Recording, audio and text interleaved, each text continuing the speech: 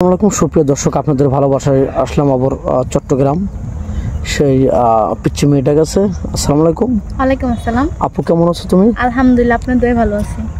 যাক, আজকে মনটা খুশি খুশি, কোনো কোথাও যাবা নাকি দাওয়াতে? না, কোথায় যাবো? আসলে কি বলেন, হাজার কষ্ট দুঃখ নিয়ে আমি অল টাইম এভাবে হাসি খুশিই থাকি, বাট এটাই আমার জীবন। তাই তো যাই হোক, তোমার বয়স বলছিল 18 শুরুর দিকে না, 17 শেষ। তো যাই হোক, আমাদের কাছে কিছু লোক কল দিয়েছিল, ফোন দিয়েছিল, তার দুটা বেবি আছে বা ওয়াইফ অসুস্থ আছে, তারা বিয়ে করতে চায়। তুমি সেক্ষেত্রে কি বলবো? আমি সেক্ষেত্রে কি বলবো, আসলে কি বলেন, জন্ম মৃত্যু বিয়ে তিনটা জিনিস উপরওয়ালা ঠিক করে। আমরা চাইলে কিন্তু সব করতে পারি না। এখন আমার সামর্থ্য নাই আমার ফ্যামিলি বিয়ে দেওয়া, তাই আমি এখানে আসছি। তো উপরওয়ালা যদি চায় ওরকম দুইটা বাচ্চা নিয়ে বা ওয়াইফ অসুস্থ নিয়ে আমাকে ওদের ঘরে বিয়ে যদি লেখা থাকে ওনার সাথে, তাহলে আমার নিশ্চয়ই হবে। এখানে তো আমি, এটা আমার নিয়তির আর কি, এখানে আমি তো কিছু না না না না করার কোনো অপশন নাই তোমার কাছে, মনে করো তুমি। তো যদি বিধাতা লেখা থাকে তাহলে হবে। হ্যাঁ নিশ্চয়ই। তো বাংলাদেশের 64 জেলা, তোমার কোন জেলাটা ভালো লাগে? কোন জেলায় ঘুরতে গেছো? ওরকম ঘুরতে কোনো জায়গায় যাওয়া হয় না, কোনো সৌভাগ্য হয় নাই? না, আসলে আমার নিজের জেলায় আমি থাকি, বাট ওইটাই আমার ভালো লাগে। জন্মভূমি তোমার কাছে ভালো লাগে নাকি? তো যাই হোক, তোমার স্বামী তোমাকে ভালোবেসে যদি যে তোমাকে প্রশ্ন করে যে তুমি কোন জায়গায় যাবা, তুমি কোন জায়গায় যেতে চাও স্বামীকে নিয়ে? আসলে স্বপ্ন দেখলে স্বপ্ন নাকি পূরণ হয় না, মই মুরব্বী বলতো। তো আমি কখনো স্বপ্ন দেখি না। আগে আমার হাজবেন্ড হোক, আমার হাজবেন্ড যখন জিজ্ঞাসা করবে তখন আমি বলবো যে তোমার যেখানে ইচ্ছা আমাকে সেখানে নিয়ে যাও, খুশি। ওটাই আমি খুশি নাকি, হ্যাপি? তোমার কোনো, আমার কোনো চাহিদা নাই। তো যাই হোক, তোমার ফ্যামিলিতে শ্বশুর শাশুড়ি থাকলেন, তোমার ভালো করে বিয়ে হলো, তুমি কি দুর্বলতার সুযোগ নিয়ে আমার স্বামী আসবে 3 বছর পরে, এই সুযোগ নাকি তাদেরকে সাথে কি অন্যায় অত্যাচার করবে নাকি ভালোভাবে রাখবে? সেটা কেন হবে? আমার ঘরে মা বাবা আছে না? অবশ্যই। আমার ওরা যেহেতু আমার মা বাবা, তো ওনার ছেলের সাথে আমি সংসার করব, থাকবো, খাবো, আর ওনাদেরকে সহ্য করতে পারবো, এটা কোনো কথা? এটা কি করে সম্ভব? আমার নিজের মা বাবা আমার কাছে যেমন, ওরাও সেম।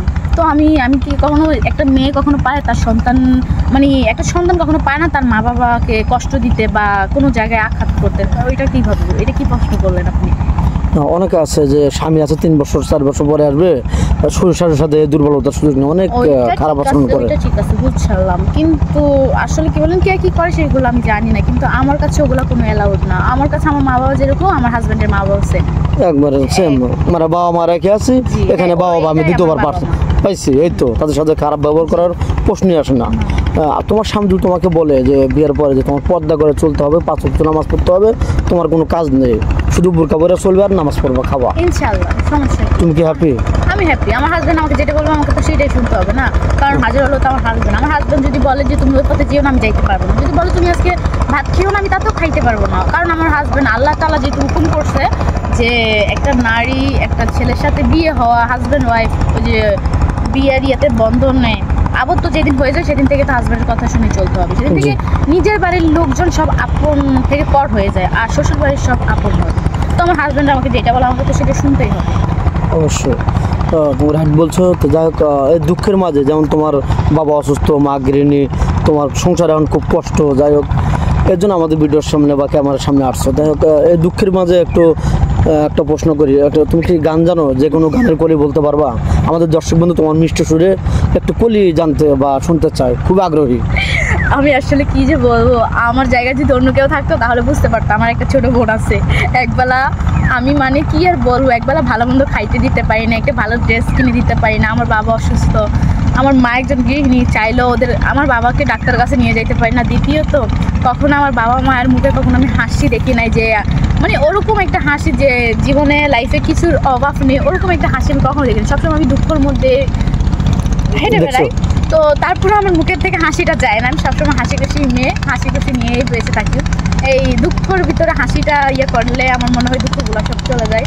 তো গান ওরকম আমার কখনো বলা হয় না, আমি কখনো গান গাই নাই, বাট আমি তো জানি না গান গাই।